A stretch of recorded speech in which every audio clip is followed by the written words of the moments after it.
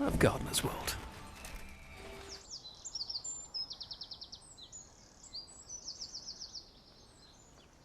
Hello, welcome to Gardener's World.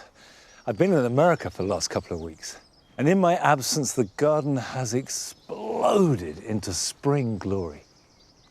The colours have got much more intense, and the Camasias are still looking great. And what I've noticed about Camasias is that it takes a year or two for them to get going. And by year 3, which is what these are, they've really hit their stride. On today's show, we venture into Peterborough's urban jungle where we discover a secret woodland garden.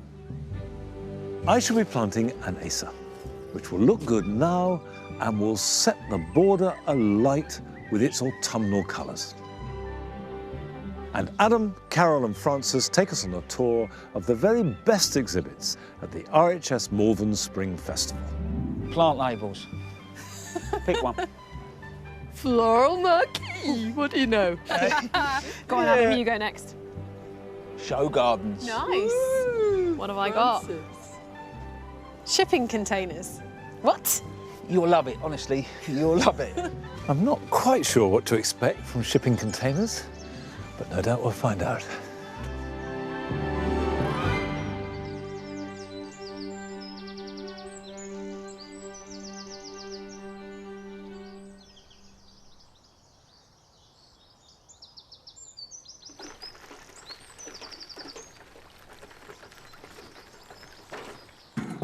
There's been quite a lot of change here in the Paradise Garden whilst I was away. The first thing, the tulips are up. This is Tulip acuminata. When I left, they were only a few inches tall and just little tight buds. And now they've come out, and I have to say they're doing exactly what I wanted them to, which is these tall tulips with long, spidery petals. So I'm really pleased with these. And the building at the back has been rendered. So that's a big step forward, just got to paint it, and that'll be more or less finished. Now, what I'm adding is a hedge made out of rosemary.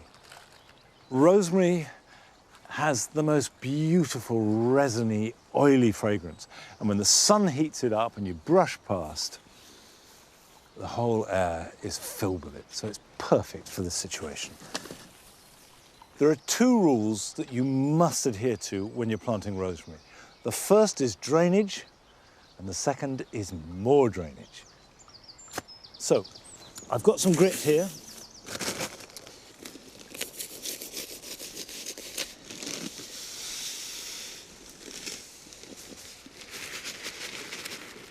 So I'll just work this in.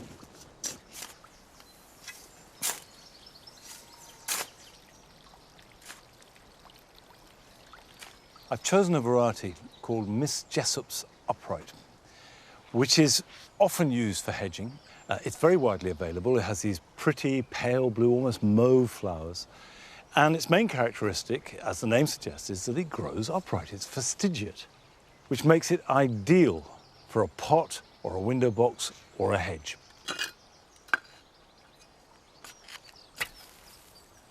I'm effectively mound planting these, proud of the surface of the soil.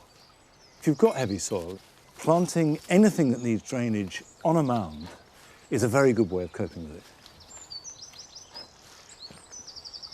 Of course, rosemary has beautiful flowers. These are fairly pale, but they can be white and they can go right through to dark blue, and they are irresistible to bees. I've got rosemary that starts flowering in the middle of February, and there are varieties that will carry on into early June. So a good long season for the bees and for you. And if you want to prune it in any way, the time to do it is immediately after flowering. There is just one thing that you do need to be aware of. If you are buying rosemary, there is a risk of introducing Xylella into this country and our gardens. So if the garden centre or supplier can't tell you where it was grown, don't buy it. Now, rosemary needs as much sun as you can give it. Give it a really good sunny site and it'll be happy. But there are a whole host of plants that actually prefer to be in shade. And we went to Peterborough to visit a garden that has made a virtue out of those plants that like to keep out of the sun.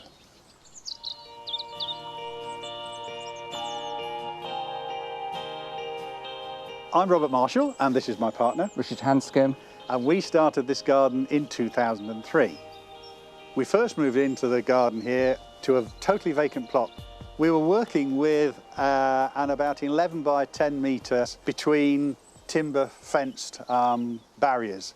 So it was quite bleak and barren, and we're overlooked by other three-storey houses. So the first thing we had to do was put some trees in to create some kind of sense of closure and privacy. And it suits, of course, woodland plants. One I think the nice things about this garden is there are actually discrete little areas that are good at certain times of the day. So where I'm sat at the moment, in the morning, this is lovely dappled shade. Over at the other side of the garden, in the afternoon, it gets the sunshine. The pond gives you this kind of another kind of dimension because it reflects the light. We're both plantsmen and we have different passions. I'm very interested in spring plants, so that's snowdrops and the early spring stuff. And I love acers and hostas. We must have how many hostas? About 250 now. 250 hostas, it beggars belief. Anyway, we use them to stage the garden once all my spring flowers have finished. Probably the most spectacular one we have in the garden at the moment is this one here, which is Clifford's Forest Fire. It's a giant and it will probably grow to another foot taller than this when it's full size. But as it's growing in a pot, it will stay slightly smaller. I love hostas because there are so many different variations in tone, colour and shape. I don't think you can do better for somewhere shady. In a small garden, pots are very versatile. They really can make or break a small space.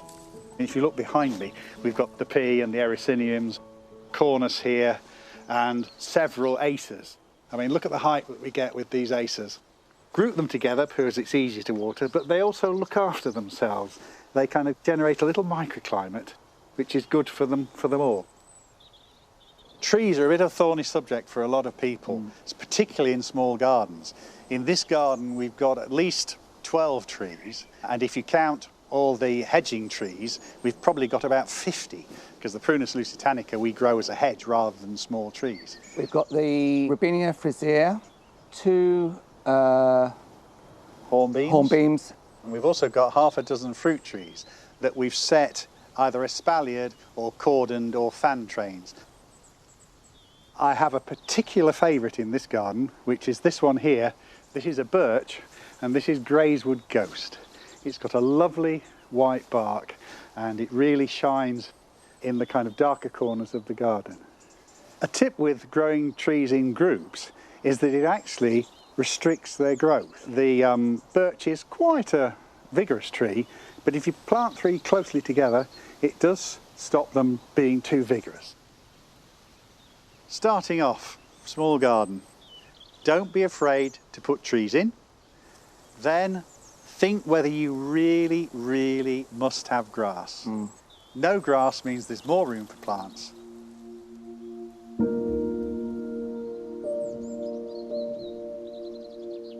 Garden's special to me because it's my place of relaxation. I have an incredibly stressful job, and it just gives me my downtime. There's no better place to be than pottering around in here. It's kind of a profoundly kind of peaceful, quiet space where you wouldn't expect one. I'm looking forward to kind of the next adventure in possibly another, maybe bigger garden, but if we can do this in this small garden, then I think the sky's the limit.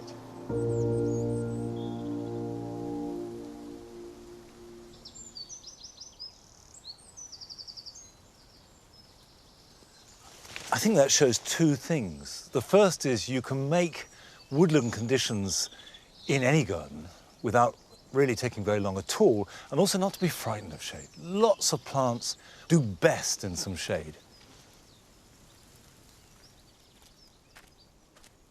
Whilst I have nothing like the number of hostas that Robert and Richard do, I have quite a few, and last year I tried an experiment, and this was on the advice of the great Helen Dillon, whose garden I visited in Dublin a few years ago, and she came here. She looked at my hostas and said, well, you could divide those. And I said, I will next spring. She said, no, no, you can do it now. Now, all the advice you will read or taught is that hostas should be divided just as they start to grow, which at Longmeadow is round about the middle to the end of March. And you certainly don't do it when they're in full leaf. But I thought if it's good enough for her, I'll give it a go. And so I got a great big hosta, chopped it up, and I put a couple of the pieces here. And you can see it's regrowing completely happily. So if there's one thing this has taught me, is break the rules and see what happens. Now, from one Japanese plant, because obviously hostas come from Japan, to another. For years, I've wanted to grow acers here at Longmeadow, and I have tried a few times with notable lack of success. And that's really because it was early on, especially when we were making the dual garden, and the garden was much more exposed, and the fierce winds that we got through here just blasted them. And acers hate being exposed to strong wind. So I gave up. But now I want to have another go. And I've got one which is a good acer to start out with. This is Acer palmatum Osakazuki.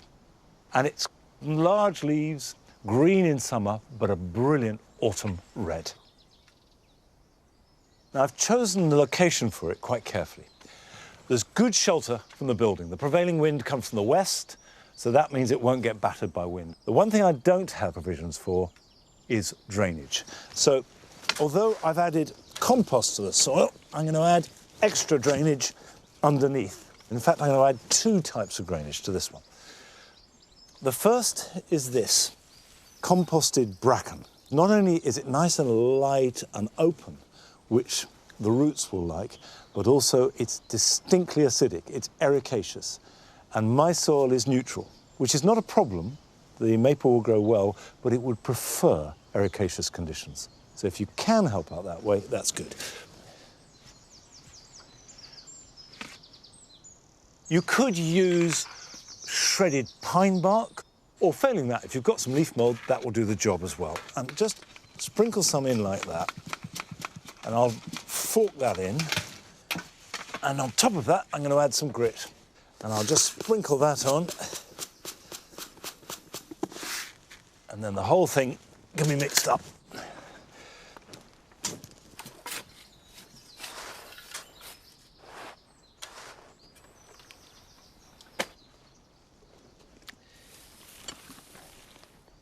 When you're planting any named variety maple, they will have been grafted.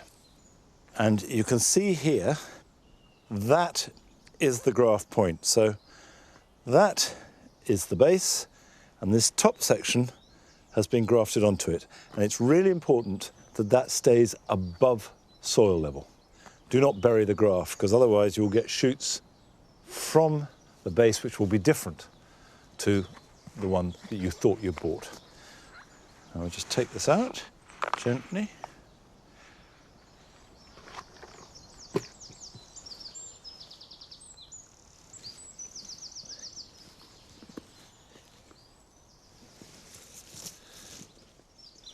Now just heel it in quite gently, because otherwise I will crush that drainage and compact it down. The next thing to do is give it a really good drink.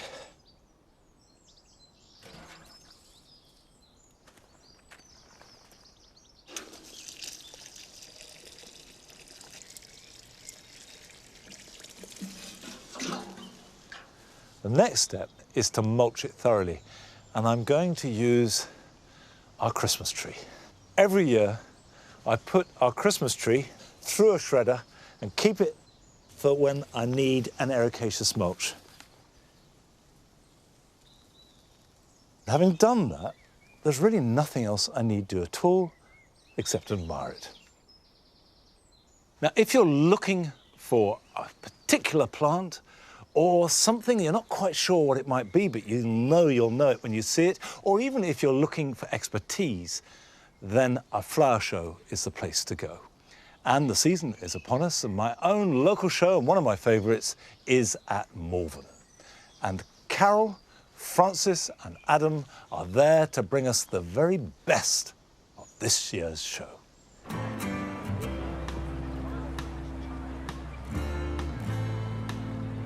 Even in the mist, those hills behind me are an incredible setting for the RHS Malvern Spring Festival. And for me, it's the one I think that kicks off that gardening season. It's got a reputation as being friendly and relaxed, and it is that.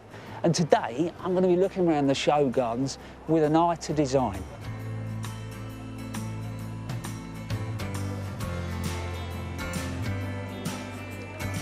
The Floral Marquee is the place to head for if you're looking for inspiration.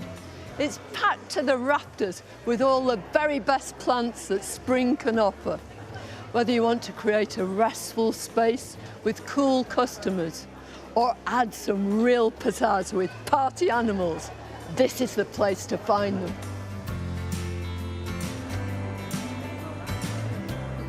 For garden inspiration, I'll be looking at some thought-provoking green living spaces, a plethora of design ideas, remarkably all set around shipping containers.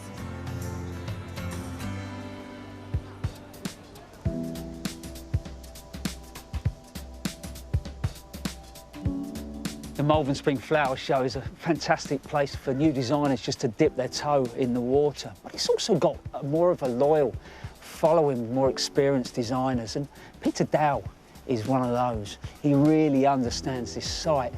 And this is his garden of quiet contemplation. And that's exactly what it is. If you look at the garden, actually, in its layout, it's quite simple. You can see the confidence in the design. What I love is the connection with the Malvern Hills. He really brings them into his garden, which gives this whole thing a wonderful sense of place.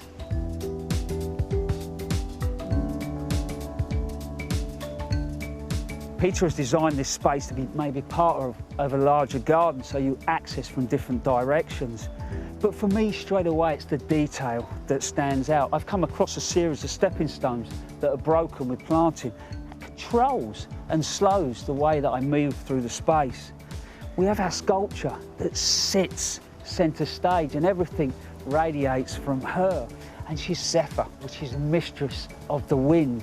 But the pool underneath, that could just be still, and it's not. There's movement, so it creates interest. That drops and ripples to the side of the pool. And when it comes to the planting, I think we go back again to our sculpture. She really sets the tone. The detail within her is picked up in that back hedge and then reflected again in these domes that work their way through the space. Garden's full of beautiful aces, which I think are one of Peter's signature trees, I really do. And then you've got pittosporums that work really well as mini sculptures themselves. And then the whole thing is brought alive with spring herbaceous plants like Thalictrums, digitalis and Thriscus. And all in all, it's a charming space to be in.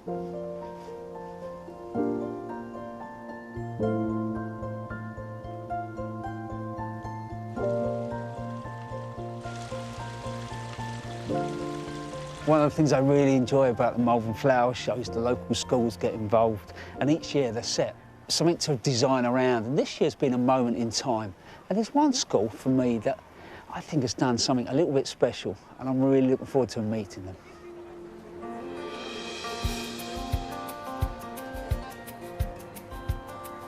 There's something really special and important about this garden, isn't there? Something that kicked the whole thing off. We were learning about how to be eco. Yeah. And Blue Planet too. And Blue Planet too. So tell me a little bit about some of the ideas in here. These pebbles separate all the section of this hawksbill turtle. Wow, so the whole thing is a turtle. Yeah. At the front there's a pond, and if hedgehogs get stuck in it, there's a ramp so they can easily get out. That's a really important thing to do so they can come in and out of the space. And what about the planting? Well, they're in different sections, so this area is the pollinators. Yeah, brilliant.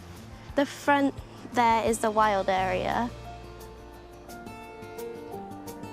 I heard that somebody wrote to you. Yeah, David Attenborough. And what did he say? He told us he was impressed with all the work we were doing Yeah. to help our school be more environmental friendly. That's absolutely brilliant. What's this then?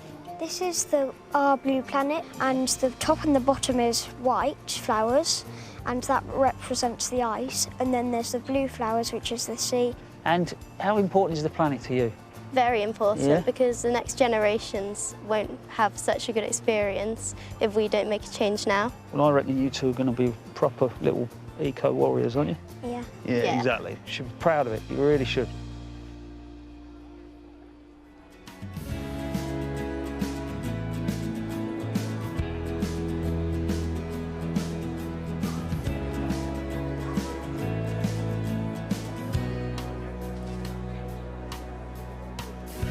When you walk into this floral marquee, your breath is taken away. The whole place is just full of plants. As you walk around, you realise that some of the exhibitors have created moods, dramas with the plants they've used and the way they put them together. In some cases, they're party animals, vibrant, exhilarating. You really just want to join in the fun. Whereas with others, you get this lovely feeling of tranquility and peace. All you want to do is relax.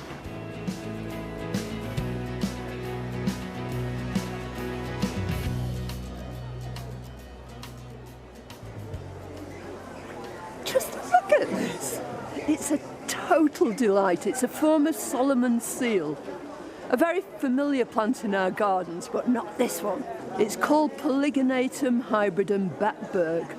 And although it has the usual elegant stems and the little bells that hang from the stems, when it emerges, it's deep, deep purple. It's a really exciting plant, but in a very quiet sort of way.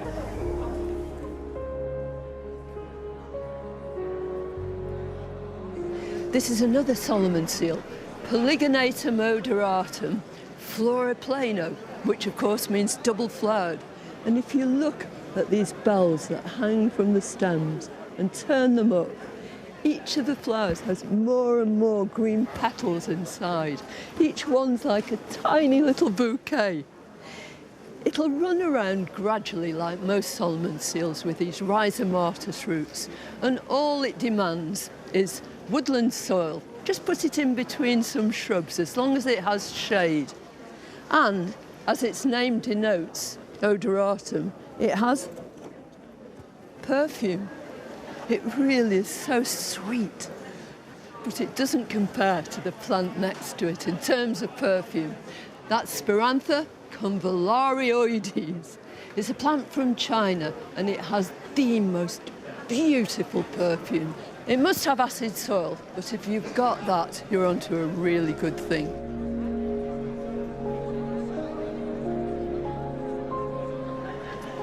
If you want to create a really tranquil, restful sort of feeling, you don't have to rely on flowers at all. You can do it all with foliage. Look at this sorbus, sorbifolia sem. Within each leaf, there are a multitude of different colours, but they're all very subtle, all very close. And it has this lovely soft texture too, leading down to this grass. Again, an oriental. This is just so delightful. It's Hacanacloa macra, and you can imagine in the garden it creating this lovely lilting effect as it moves backwards and forwards in the soft breeze.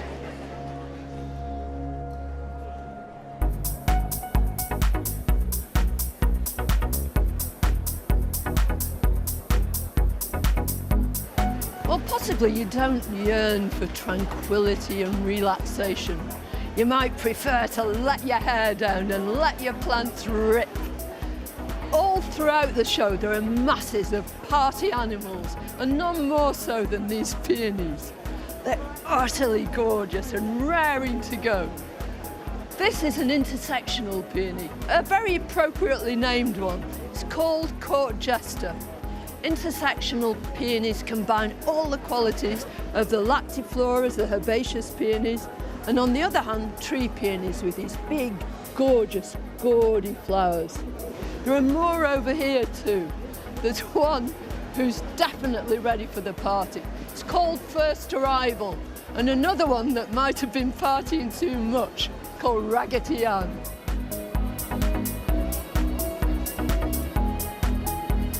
Peonies belong to Ranunculaceae, the buttercup family, and Rococo ranunculus are on show here for the very first time. And perhaps the most exotic of the lot are the bougainvilleas. Every kind of colour you can imagine, brilliant and dazzling. And what's more, they're not going home from the party in a hurry, because these papery braps mean they last with this dazzling effect for months on end.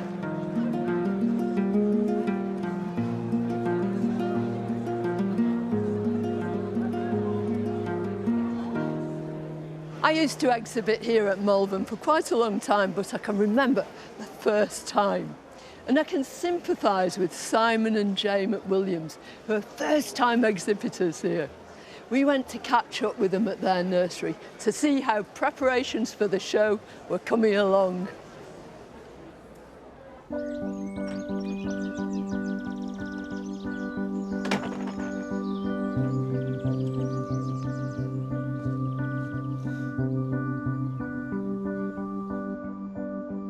We never imagined in a million years that we'd be running our own nursery. And now we can't imagine doing anything else. What we've always tried to do is to produce things that you wouldn't normally find in a high street garden centre. We specialise in shrubs and shade lovers. A lot of the plants we do are only unusual because people don't see them very often. You know, they're not particularly scary or rare. They're just not commonly seen. I started growing sweet peas for the local show when I was knee-high to a gnat. I've always gardened. My great-granddad actually sort of first got me into it. I would watch Gardener's World on a Friday night, and Jeff Hamilton was my hero at the time. I just wanted to be outside. There's more to life than a 9 to 5. And now we work longer hours for less money than we've ever done, and I wouldn't change a thing. But I suppose you just dragged me along, really. We sort of fell into it, didn't we? well, if you wanted to see me, you had to come outside. Yeah.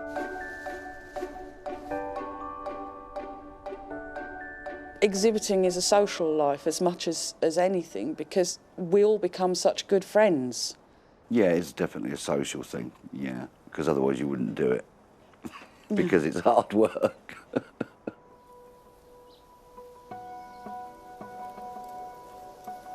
If I had to choose one plant family for a shady area, it would have to be epimediums.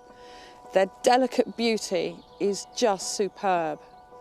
This one is called Spine Tingler, and as you can see, it's got quite an elongated leaf, and in spring they're this beautiful red colour. This particular one is about a year old, but this one is about 3 or 4 years old, and we'll be taking it to Malvern with us. As you can see, it's in lots and lots of bud, and we're hoping it will be a real showstopper. But they come in all different shapes and sizes. This one is called Storm Cloud, and it has these beautiful, dramatic, sort of chocolatey flowers. But again, it's a different leaf shape entirely to Spine Tingler. And then yet again, there's a third leaf shape here with this one, Pubigerum, which also has a different type of flower. It's a much smaller, much prettier flower, and it's great for dry shade. You can get epimediums for wet shade, dry shade, you can get them evergreen, you can get them deciduous. They are the little stars of a shade garden. Three of my personal favourites on the nursery at the moment would be this beautiful Acer, which is Aconitifolium. Brilliant autumn colour and really good for flower this time of year, which is quite unusual for an Acer, very striking. This viburnum, Anne Russell, it's a Burke-Woodii cross. If you can only have one viburnum in the garden, I would say go for Anne Russell. The scent on it is fantastic. We do love our viburnums, and we will be taking viburnums to Malvern. This one is a shrub that's been around for quite a long time. It's Lonicera syrinxantha. It's basically a lilac-flowered shrubby honeysuckle. It will take virtually any aspect and any soil conditions. Beautifully delicate flower with a fantastic fragrance.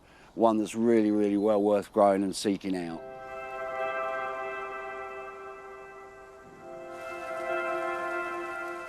On the rare occasions that we get time away from the nursery, one of our favourite gardens to go and visit is Fuller's Mill Gardens, which luckily for us is really quite close. 10 minutes down the road.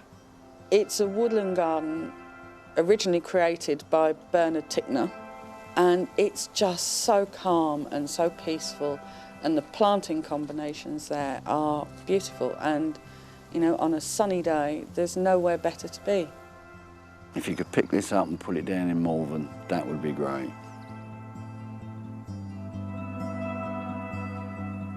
We've been thinking about doing Malvern for a while. Generally, we haven't applied before because we're very busy in spring.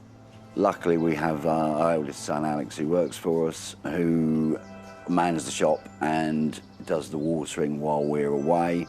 We've had so many customers come into the nursery and they've all said what a wonderful show it is with the beautiful backdrop. The RHS are the pinnacle of gardening, you know, they're respected around the world.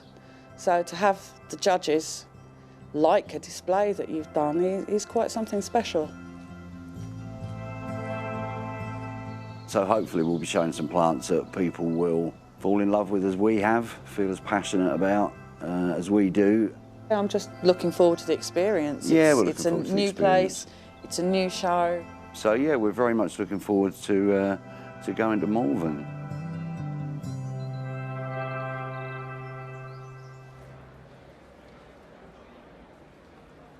So what do you think of your first Malvern then? Yeah, it's really good. Yeah, really loving it, aren't we? People have been so friendly, an amazing backdrop. There are all sorts of plants on here, some of which I recognise. Beautiful viburnum, but you've also got all sorts of quite different plants. Yes, we've got the Cousas, but this time of year it's really the Florida Cousa hybrids, the Rucascensis ones, which are flowering this time of year. Right. So those are hybrids between an American and an Asiatic species. They are indeed. They really are loving my epimediums here, which is just making me really happy because I'm completely addicted to them. Yeah. And to find people that share that addiction is just, yeah, it's really good. So you love your epimediums and you love your beautiful shrubs, your corners, and they go together so well. Is that just coincidence? It is kind of. Yeah, it kind of is. It wasn't certainly not by design. Well, your stand looks absolutely terrific. Thank you very much.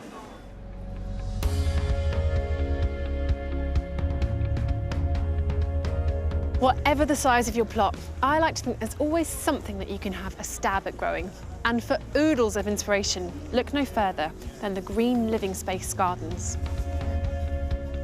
A fairly new introduction to Malvern, 5 former shipping containers have been transformed to showcase what's achievable both inside and out to transform these metal containers into inspirational spaces. This garden is based on a South African farmstead, and you can see it really evokes a sense of the rust and the dust. In contrast to that warmth of the walls is the lovely muted colour palette, which is mainly greens, the whites of the Orleas, and the purples, like the trifoliums and the chives. In any small space, it's really important to think about your wall space. So there's a lovely fig here and a beautiful grapevine. And the great thing about this garden, everything is completely edible. Continuing the international theme, this garden is an eclectic mix of Russian and Scandi style. It's very quirky. This is a real cook's garden, complete with barbecue. And it's a place where you can grow, you can cook, and then you can share all your food with your friends.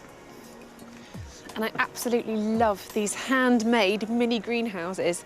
They're really cool and they're brimming with plants. There's coriander, chili, tomatoes, it's all growing here. And you could make these yourself and put them absolutely anywhere. So a balcony, a terrace, even in the smaller space, you can grow whatever you like. This container really has got a bath with a view. One thing that fascinates me, though, is where designers get their inspiration from. And this one is a trip to Brazil, the landscape and modernist architecture.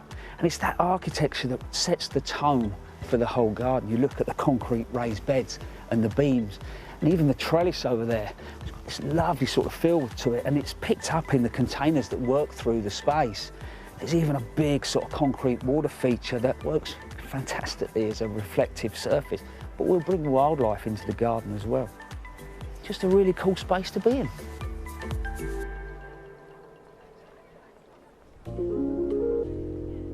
This artist studio is so creative, it's so inspiring. You just feel like picking up your paintbrush. The outside echoes the inside, but the really inspiring thing is the planting. It's so simple, and yet when you look into it, it's so sophisticated. So you've got these big silver furry leaves of the senecio, and right next door, the soft texture of this little artemisia. And then throughout the whole thing, bringing it all together, these big, dark paint strokes of the Anthriscus raven's wing. It's just glorious. If there's one style that sums up outdoor living, then it's a Mediterranean garden. And this bijou belter really hits the nail on the head. The whole idea is that you come here and you feel like you're on holiday. The spires of the Echium are beautiful, and against that, this gnarled yucca is just so lovely. But what I really love are these euphorbias. They're called black pearl, and when you get close up to the bracts, you can really see the intricate detail of them. They're absolutely gorgeous. And the whole planting scheme is so architectural that it makes such a huge impact. This is a Trachycarpus fortunii, which is a very familiar plant, but I personally have never seen one quite like this. It's had its stem cleared so you can see this lovely coloration, and it has incredible yellow flowers. They go beautifully against the lovely Dutch chocolate iris and the asphodeline lutea, and the whole combination is a stunner.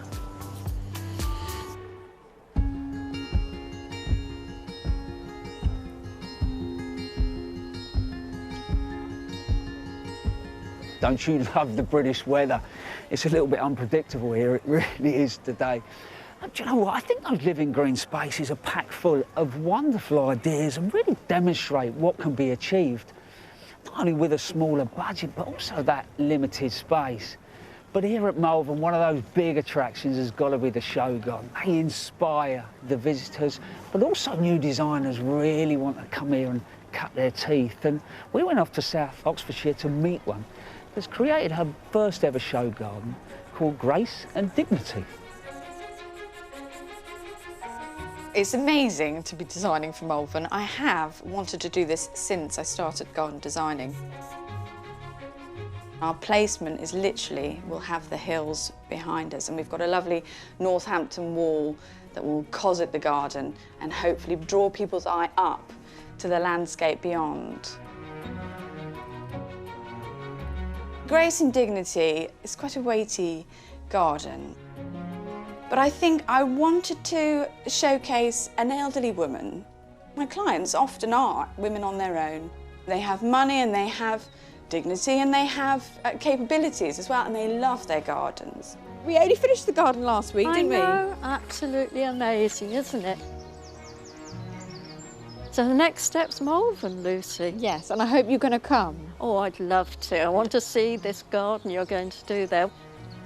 There is something unique about designing for just one person, and I think with Grace and Dignity I wanted to show that there is incredible wisdom in old age, there's beauty in old age, there's survival, there's a backstory, and it shouldn't be overlooked, it should be celebrated.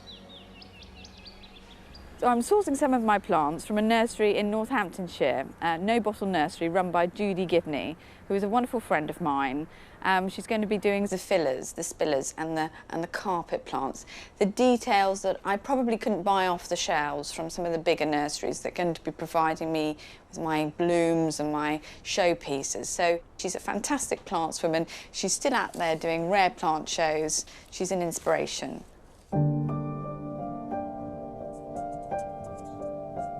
I think there's an element that Mrs. Grace is a mixture of people, but there is a character there. There was a lady who lived opposite us when I was a child. She was called Mrs. Grace. I'm really inspired by people like Rowena Cade, who built the Minack Theatre. I mean, she didn't build it single-handedly, obviously, but there's this great legacy in that garden, that theatre garden that she created. Amazing ingenuity. And there is something wonderful about what human beings can create and the passion of one person driving it forward. So this is the design for the Grace and Dignity Garden. We've got the mirror pond here. When you walk around this lovely path between sort of like scrub woodland area, you'll be able to look in and see a reflection within the mirror pond.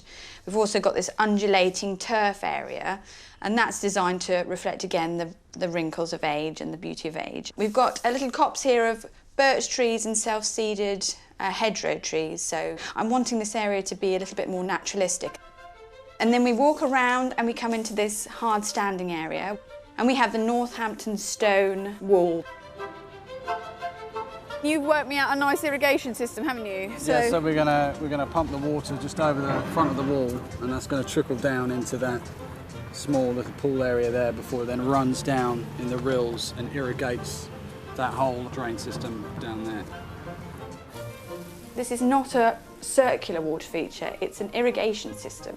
So I wanted it to be a little bit different. So I've lined this area at the base, and the idea is for an elderly person, actually it makes a functional element really beautiful.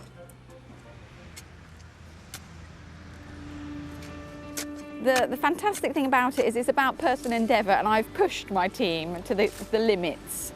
Every element has been handcrafted on site. The rills I've done out of slate, the cobbles Ray's been making from concrete and waste pipes.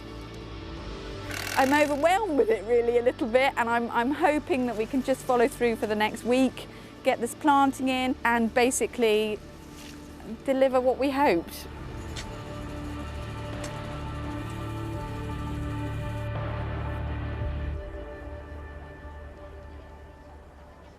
Well, Lucy, it looks wonderful to me, but did it deliver what you hoped? Yeah, absolutely. I mean, it's blown my mind. We've achieved so much, and I'm thrilled to bits with it.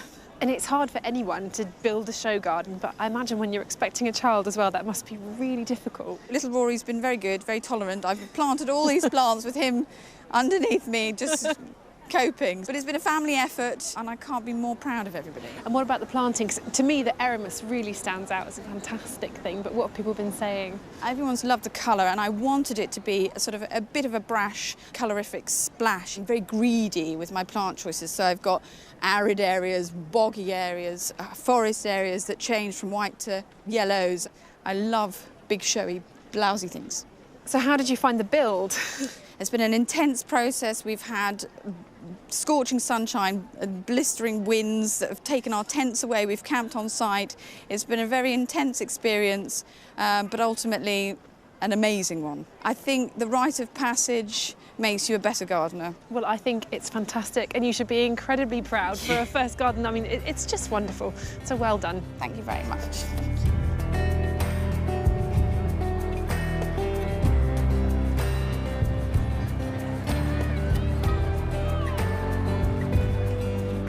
Ladies, I thought end of the day I'd bring you to the Mediterranean. What do you think? Yeah, it's lovely.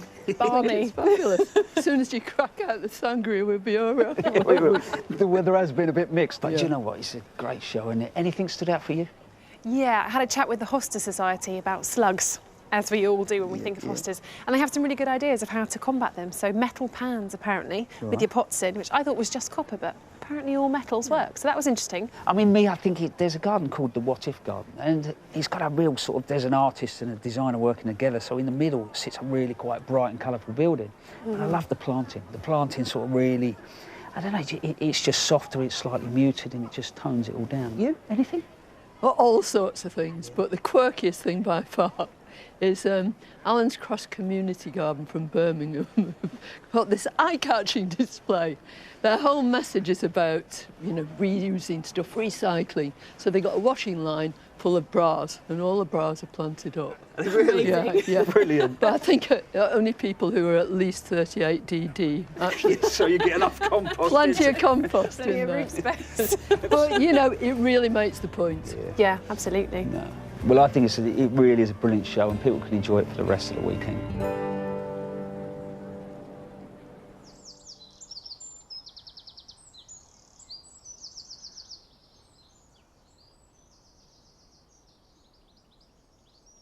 The show continues till Sunday night, and do try and get along. I certainly shall this weekend.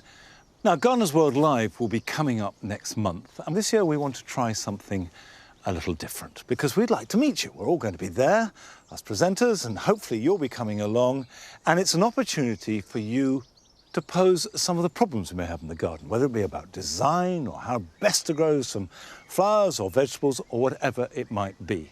If you're interested, go to our website and you'll be given instructions on how you can apply, and then if we select you, we will contact you and let you know what to do. This wisteria is flowering for the first time.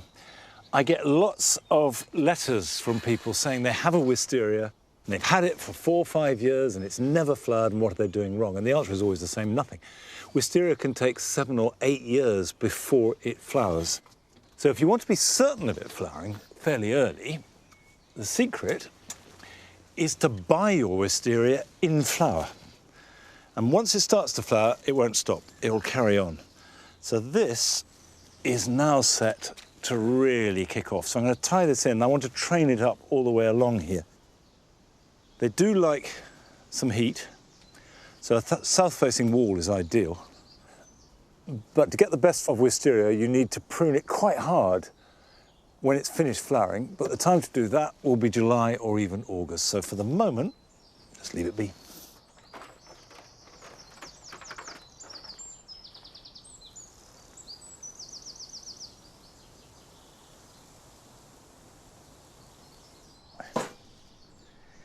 I sowed these tomatoes in February. This is black cherry.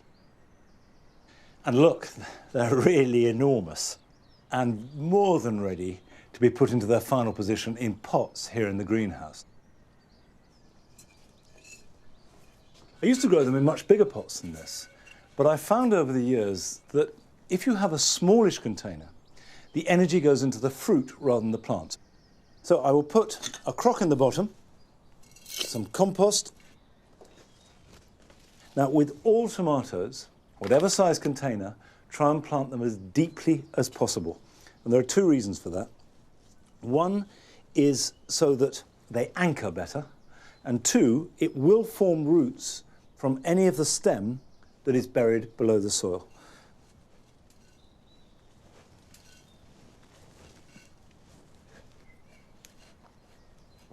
Now, there are 2 ways to support a cordon tomato like this. You can either put a cane in, which is great if you're growing them in the ground, or you can use string. And that's what I'm going to do here. And what I do is attach it to the plant itself.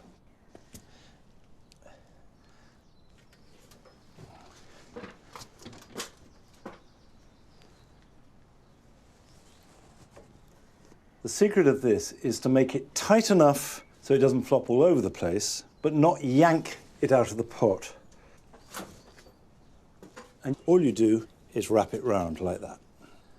And as it grows, you just keep it twining round the string. A lot hotter in here than it is outside.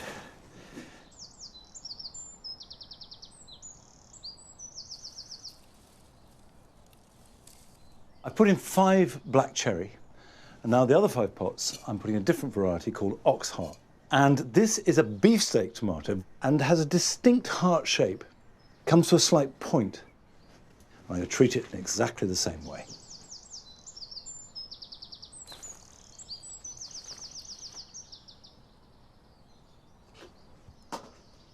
These will need watering regularly, and also as the trusses form, they will need feeding.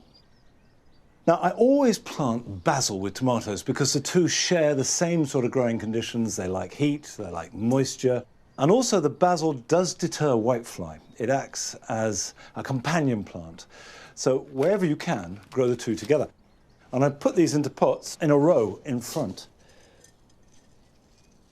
Right, let's put that like that. Like any gardener, I love the fact that I can grow basil from Asia with tomatoes from South America and have lots of different varieties to choose from. But although this wealth of varieties is a great boon, we are losing some, particularly indigenous and perhaps less fashionable ones.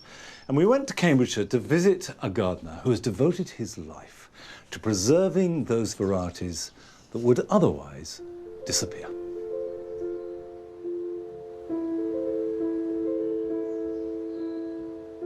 My name is Timothy Clark, and I live in Soham, where my family have lived for the last 200 years.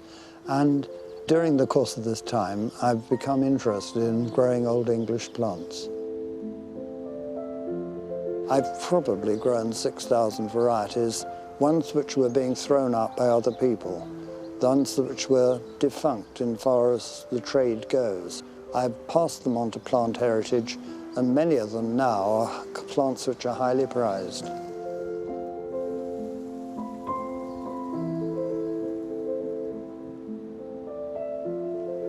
It's interesting to grow plants which the best gardeners of 400 years have grown. To have the pleasure of thinking, well, if they thought they were worth growing, they must be worth growing for me to care for a next generation.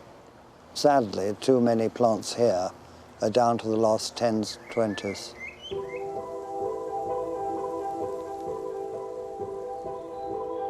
You might think this is a bluebell, but this is no ordinary bluebell.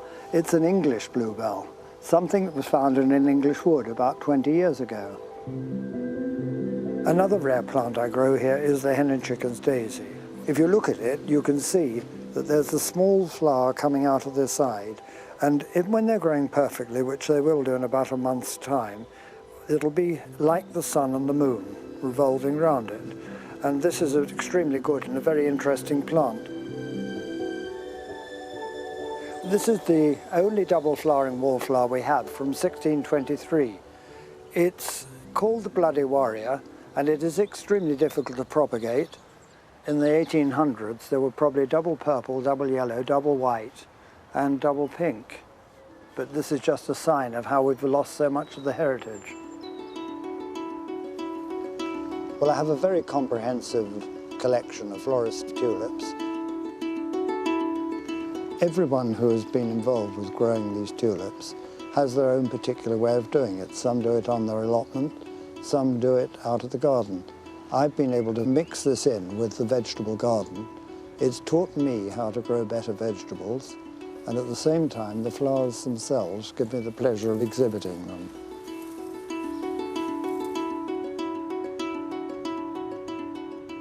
All of the tulips that were grown in Holland at the time of the tulip mania, those which were most highly prized had feathered or flame streaking and flowering.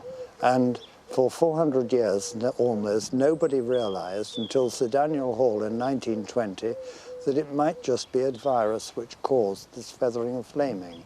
And it's really rather sad that now at last we're breeding the almost perfect English florist tulip. Nobody really wants to grow it any longer.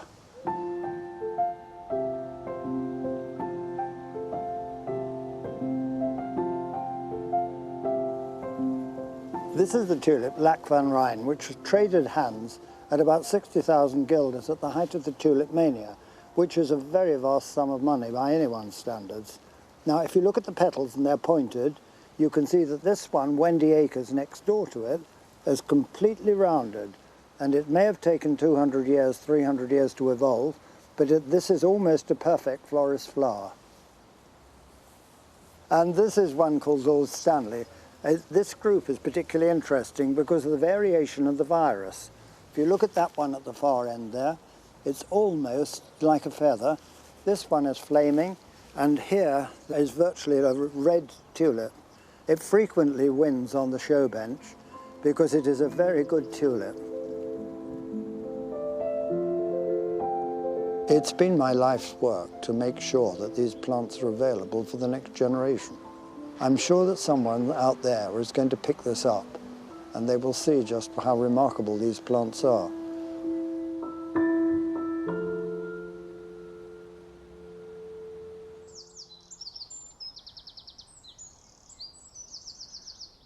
It's a wonderful thing that some people, at least, are preserving these old varieties and growing them for their individual qualities and beauties. And those florist tulips have to be seen in isolation in search of the perfect example. But that's not how I grow tulips here at Longmeadow. We're looking for a massed effect that is true to the colour theme of different parts of the garden. But we do try out new varieties every year, and I've made a few experiments this year. And the results are becoming apparent. The first is that Black Hero, which is this dark tulip with a kind of artichoke multi-head, is really good, and I like it very much indeed. I shall certainly grow that again. But in the end, there are one or two I always come back to, and my favourite at the moment is Princess Irene. This has a glorious shape and upright form, not too tall, which is why I tend to grow it in pots, a rich orange and flared with grey and pink. And it is one of those flowers that every year comes back to surprise you with joy. What won't be a surprise is I've got some jobs for the weekend. Here they are.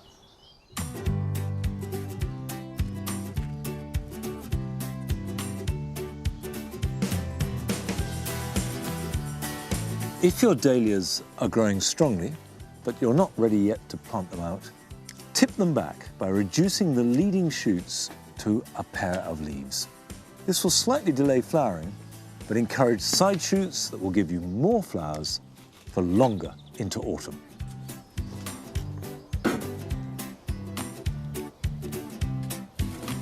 It's time to earth up potatoes as the foliage appears above the soil. But if they're in raised beds like mine, you need to cover them with a mulch. I'm using straw, but if you can't get any straw, grass clippings will do the job, as will a layer of compost. This will protect the leaves from frost and also provide a blanket to stop light affecting the growing tubers.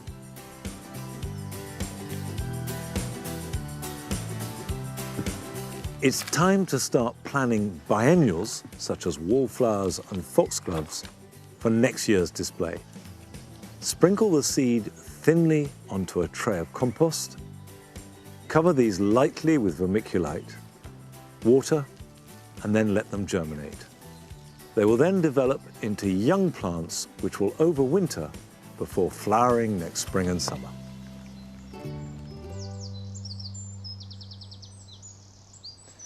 Come on, Nige.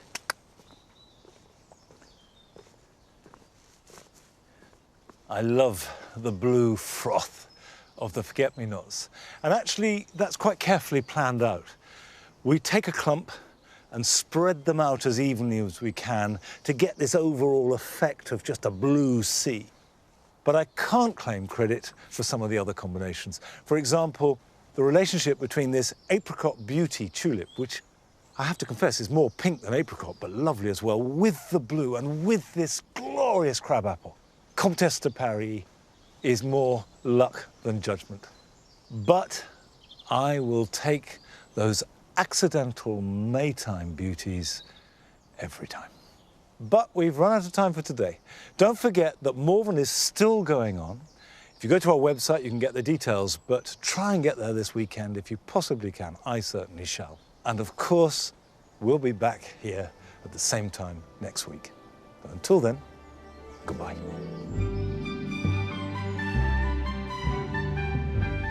Changing gear with a confession, an interrogation, and the opportunity for the President to retaliate next here on BBC Two in the looming tower.